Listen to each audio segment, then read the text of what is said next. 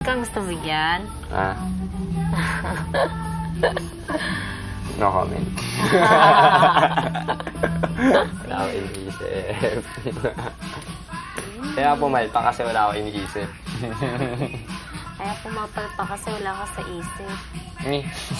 Part ng celebration ng Mother's Day, gumawa ang mga teen housemates ng gift para sa isang mother na special sa ating lahat, si Mama Mary.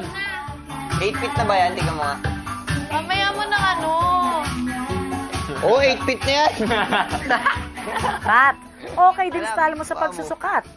Mikey, Claire, pumasok kayo sa confession room. Isa pang mother na special sa ating teen housemates ay ang kanilang spiritual advisor na si Miss Connie Reyes. May pinagawa ring gift si Kuya para sa kanya. Ito yung ilalagay natin Mikey, sa baba. para kay Kim ba ang hawak mo?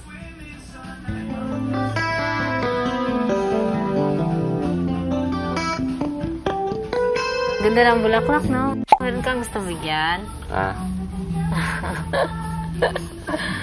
No comment. Wala ako iniisip. Kaya pumalpa kasi wala ako iniisip. Kaya pumapal pa kasi wala ka sa isip. Mahirap yun. Mukhang natuto na talaga si Claire ng flower arrangement. Siguradong matutuwa si Tita Connie yan. Ito pong mga sampagita ay naalay namin sa inyo. Salamat po sa pagiging isang huwarang ina sa lahat ng mga ina sa mundong ito.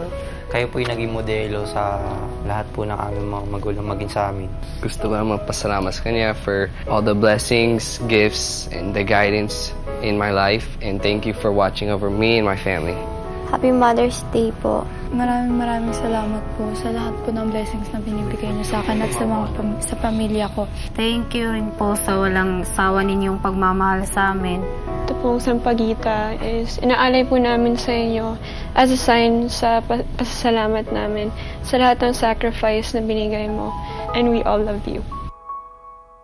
Tuwang-tuwa si Kuya sa ginawa ng mga bagets, kaya't iaalay ang lei sa Our Lady of Lourdes Grotto de Vista, Bulacan. You go, teen housemates!